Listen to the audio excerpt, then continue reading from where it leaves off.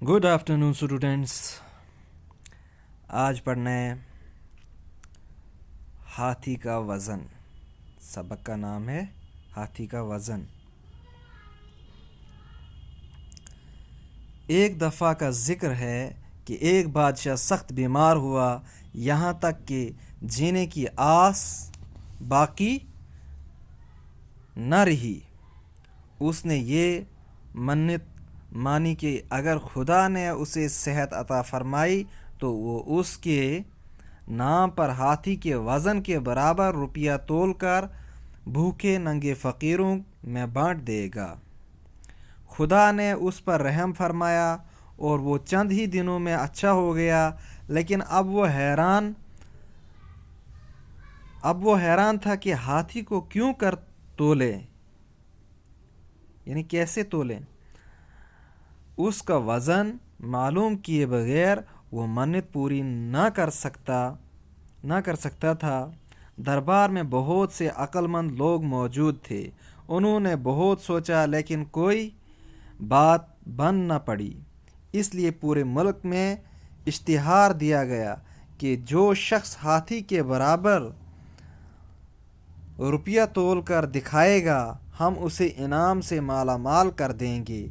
इनाम के लालच में बहुत सारे लोगों ने अपनी अकल पर जोर दिया। हज़ारों जितन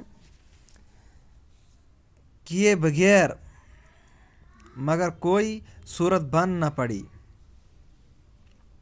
कुछ महीने इसी तरह गुजर गए। बादशाह को फिक्र हुई और वो इस सोच में पड़ गया कि ज़िंदगी का भरोसा नहीं। मन्नत का अहद खुदा से कर चुका हूँ, उसका पूरा करना अब मुझ पर फ़र्ज़ है। हाथी को तोलने की तदबीर किसी की समझ में नहीं आती। अब क्या किया जाए। एक दिन वो इसी शशो पंज में था कि एक मलाह खिदमत में हाजिर हुआ और अर्ज़ की, जहाँ पनाह मुझे तदबीर सूझी है। अगर हुजूर रुपये और हाथी मेरे साथ कर दें तो उम्मीद है कि मैं दरिया जाकर हाथी के बराबर रुपया तोलकर हुजूर को दिखा सकूँगा। ये सुनकर बादशाह बहुत खुश हुआ। वज़ीर को हाथी और रुपया मलाह के साथ कर देने का हुक्म दिया और ख़ुद भी दरबारियों के साथ दरिया की तरफ चला। शहर में ये बात मशहूर हो गई, इसलिए बहुत से तमाशाई भी दरिया की तरफ रवाना हुए। जब बादशाह, दरबारी और आम लोग वहाँ पहुँच गए तो मलाह किसको कहा जाता है, यानी कश्ती चलाने वाले को मलाह कहा जाता है। मलाह ने एक नाव को किनारे के करीब लाकर खड़ा किया।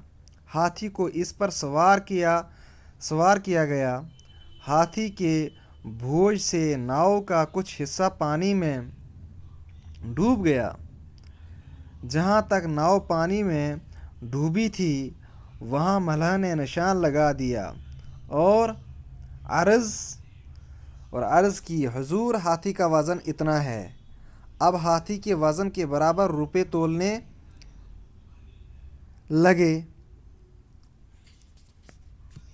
तोलने के लिए नाव को इस निशान तक पानी में डुबो दिया जाए। इसके बाद नाव में रुपये भरने के लिए कहा गया। बादशाह के हुक्म से लोग नाव में रुपये भरने लगे। नाव पानी में नीचे होती गई। जब निशान तक नाव डूब गई तो मलाह ने कहा, बस अब हाथी के वज़न के बराबर इन रुपयों का वज़न हो गया। बादशाह और दरबारी मलाह की इस तदबीर से खुश हुए और उसकी अकल की दाद दी। उसे इतना इनाम दिया कि वो बड़ा दौलतमंद बन गया। बादशाह ने नाव में भरे हुए रुपये यतीमों, बेवाओं, महताजों और मस्कीनों में तकसीम करवाए।